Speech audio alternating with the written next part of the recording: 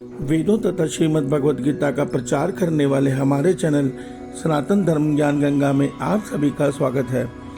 मेरे प्यारे कृष्ण भक्तों, सनातन धर्म ज्ञान गंगा चैनल के आज के वीडियो में हम लोग श्रीमद् भगवद गीता से अध्याय 9 के श्लोक 16 को भगवान श्री कृष्ण जी की कृपा से सरल रूप में सुनने और समझने का प्रयास करते हैं। जय श्री कृष्णा।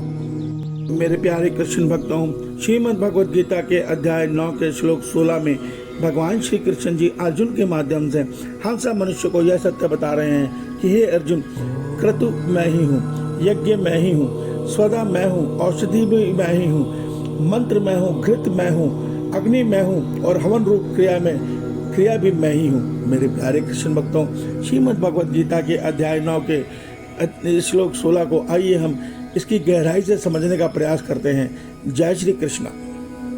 मेरे प्यारे कृष्ण भक्तों, इस श्लोक को समझने के लिए आपको श्रीमद् भगवद गीता के अध्याय 9 के श्लोक 13, 14 और 15 को भी समझना होगा।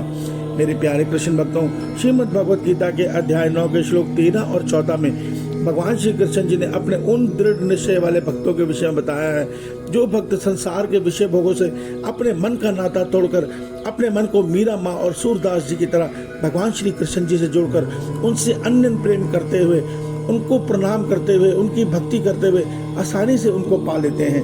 भगवान इसके आगे हमें अध्याय 9 के श्लोक 15 में बताते हैं कि हे अर्जुन, कुछ ज्ञान योगी मुझे परमात्मा के निर्गुण निराकार ब्रह्म स्वरूप की साधना करते हुए मेरे ब्रह्म रूप को पाते हैं। मेरे प्यारे कृष्ण भक्तों, उसी में भगवान कहते हैं कुछ मेरे विराट स्वरूप के में मुझ परमेश्वर को पृथक पृथक भाव से उपासना करते हैं।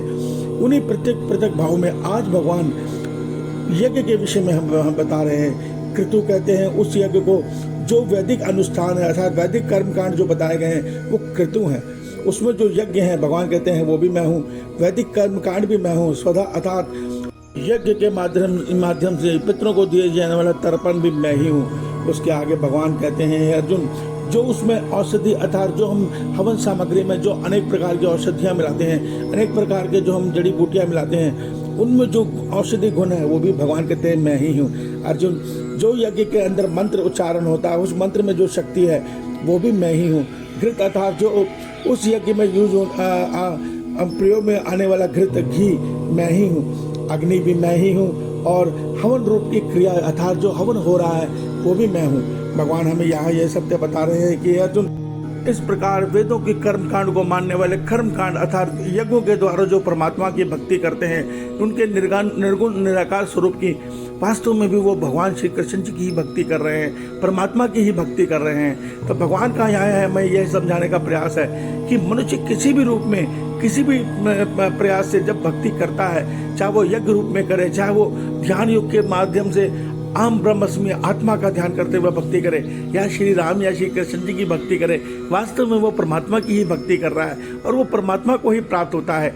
इस ब्रह्मांड में इस श्लोक में भगवान ने एक सत्य और बता दिया, इस संसार में बहुत जड़ और चेतन अर्थात जो जड़ तत्व है और जो चेतन तत्व है दोनों ही परमात्मा है। और ये सत्य भगवान हमें अध्याय 7 के श्लोक 19 में बता चुके हैं कि हे अर्जुन, जब मनुष्य को जब तत्व ज्ञान प्राप्त होता है बहुत से जन्मों की साधना के बाद, तो वो ये सत्य देखता है कि इस ब्रह्मांड में परमात्मा के अतिरिक्त कुछ और अन्य है ही नहीं, सब कुछ वासुदेव श्री कृष्ण जी हैं। वासुदेव श्री कृष्ण जी अर्थात परम पिता परमेश्वर अर्थात परम परमात्मा अर्थात हम सबको रचने वाले, इस सृष्टि की रचना करने वाले, प्रलय काल में हम सबको अपने अंदर समा लेने वाले परमात्मा वासुदेव श्री कृष्ण जी ही हैं। और वही श्री राम रूप में आते हैं, वही श्री कृष्ण जी रूप में आते हैं। क्यों आते हैं? उन्होंने अपने आने का कारण भी बता दिया है कि जब जब इस संसार में, इस मेरी सृष्टि में धर्म की हानि होने लगती है तो मैं धर्म की स्थापना के लिए अपने आप को किसी न किसी रूप में प्रकट करके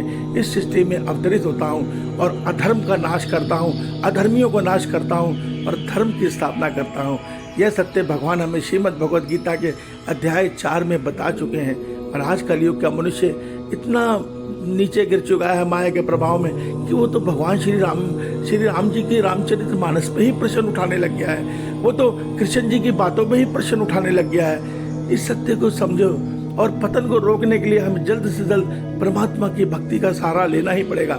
हमें श्रीमद् भगवद गीता की शरण लेकर उसको पढ़कर उसको मनन कर हम मनुष्य अपनी आत्मा का कल्याण कर सकते हैं, क्योंकि श्रीमद् भगवत गीता हमें वो सत्य बताती है कि किस प्रकार एक मनुष्य संसार में रहते हुए आसानी से कर्मयोगी बनकर संसार की सेवा करते हुए अपने परमात्मा को किस प्रकार प्राप्त कर सकता है, भगवान की माया से बचते हुए।